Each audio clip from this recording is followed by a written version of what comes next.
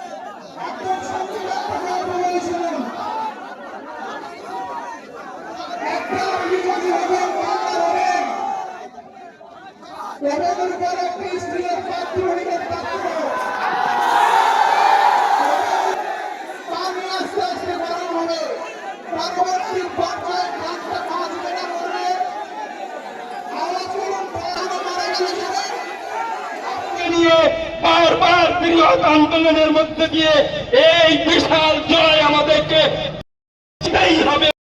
হবে, এই দাবি রেখে আপনাদের খিদমত থেকে আমি আমার সংক্ষেপ বক্তব্য শেষ করছি। আলহামদুলিল্লাহ রাব্বিল আলামিন। আসসালামু আলাইকুম ওয়া রাহমাতুল্লাহি ওয়া বারাকাতুহু। যারা সাংবাদিক বন্ধু আছে এদেরকে একটু বিনয়ের সঙ্গে বলবো, আপনারা একটু নিচে যাবেন, নিচের থেকে শ্রোতা যারা বন্ধু তারা অবজেকশন করছেন, একটু নিচে গেলে আমরা একটু খুশি হব। এখন বক্তব্য রাখছেন ইমাম কমিটির অন্যতম সদস্য জনাব হযরত হাফেজ মাওলানা জামাল উদ্দিন সাহেব।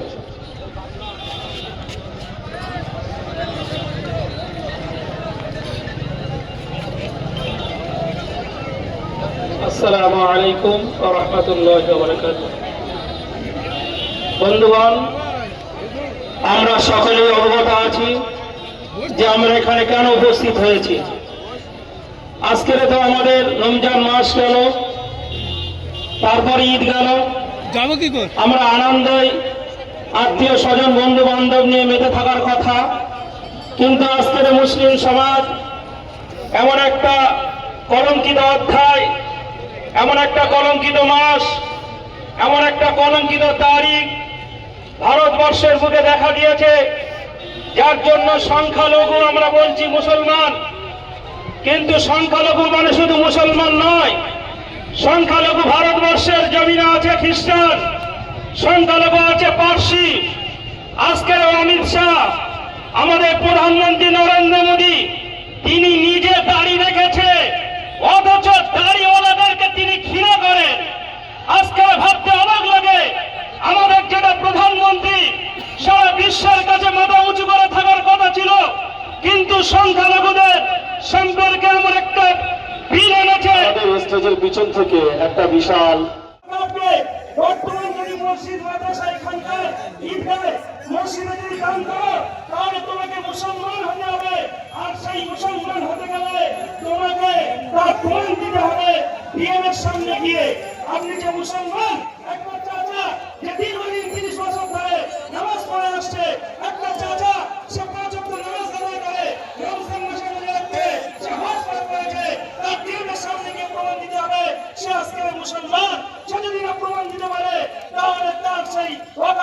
প্রার্থীটা বাতিল বলে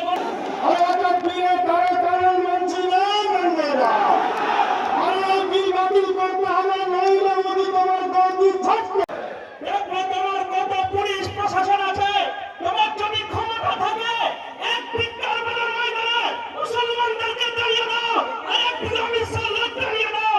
দেখো আমাদের যদিও বন্দুক কলম না থাকে, আমরা কিন্তু বুক চিপিয়ে অমিত শাহের বিরুদ্ধে লড়াই আন্দোলন করতে রাজি আছি। বন্ধুগণ, এবার আমাদের সমস্ত অভ্যর্থন নিয়ে নরেন্দ্র মোদীর বাড়ির সামনে গিয়ে আমরা ধর্ণা দেবো। দেখো নরেন্দ্র মোদী কত পুলিশ প্রশাসন আছে, তোমার ঘর থেকে পার হওয়ার রাস্তা আমরা সেদিন তুমি খুঁজে পাবে না।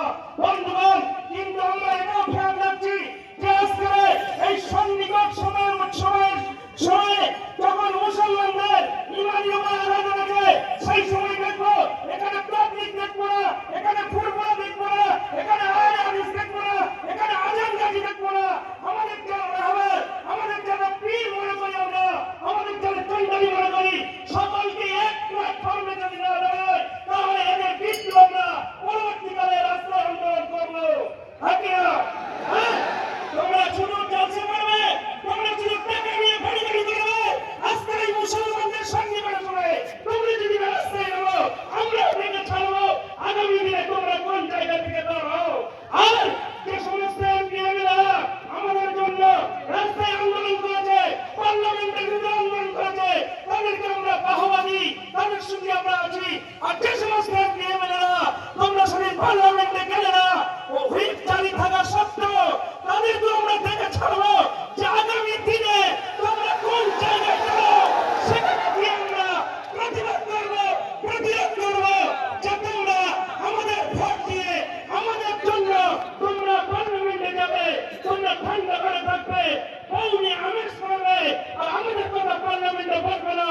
এ কথা আমরা কিন্তু শুনতে রাজি নই। বন্ধুগণ, সেই জন্য আপনারা সচেতন হন। আপনারা যে কোনো আছেন, গ্রামে গঞ্জে অলিতে গলিতে গিয়ে এক একজন শহীদ হয়ে যান, শহীদ হয়ে যান। আগামী দিনে যদি ঢাকার মতো না হতে চাই, ফিলিস্তিনের মতো অবস্থা যদি আমরা না করতে চাই, তাহলে এখন থেকে যদি আমরা সচেতন হই, তাহলে এই নরেন্দ্র মোদীর ভিড় আমরা প্রত্যাখ্যান করবই, তারপরে আমাদের ঘুমটা হবে। লড়াই করার জন্য কলকাতায় গিয়েছেন, সিপিএম এর ব্রিগেড হারিয়েছেন, কংগ্রেসের ব্রিগেড হারিয়েছেন, তৃণমূলের ব্রিগেড হারিয়েছেন, এবার কি মুসলমানদের ব্রিগেডটা ভরাতে পারবেন? আজকে ফুরফুরা শরীফের একাধিক পীর সাহেব এবং পীর জামাতের সঙ্গে কথা হয়েছে, তারা বলছেন সভা অনেক হয়েছে, কিন্তু এবার ব্রিগেডে দাঁড়িয়ে আমরা স্পষ্ট ভাষায় বলতে চাই যে আমাদের উপরে আমাদের ধর্মীয় যে স্বাধীনতা, তার উপরে সামান্যতম হস্তক্ষেপ আমরা মেনে নেব না। আমার লড়াই করতে হবে জীবনের শেষ রক্তবিন্দু দিয়ে।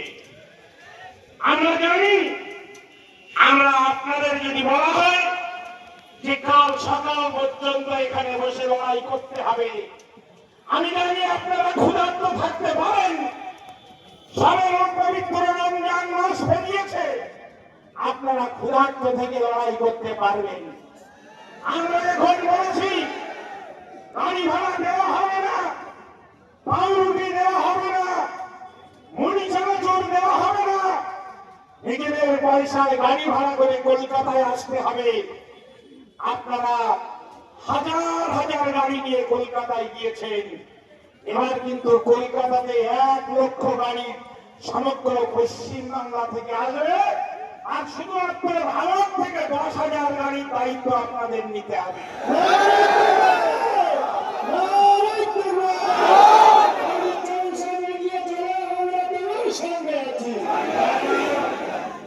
সংগ্রামী বন্ধুরা, আমরা জানি আমাদের লড়াই করে বাঁচতে হবে। আমাদের ভাই যারা ফিলিস্তিনে লড়াই করছে, সেই শিশু থেকে শুরু করে বয়স্ক, তারা দেশের জন্য প্রাণ দিচ্ছে, মাতৃভূমির জন্য প্রাণ দিচ্ছে,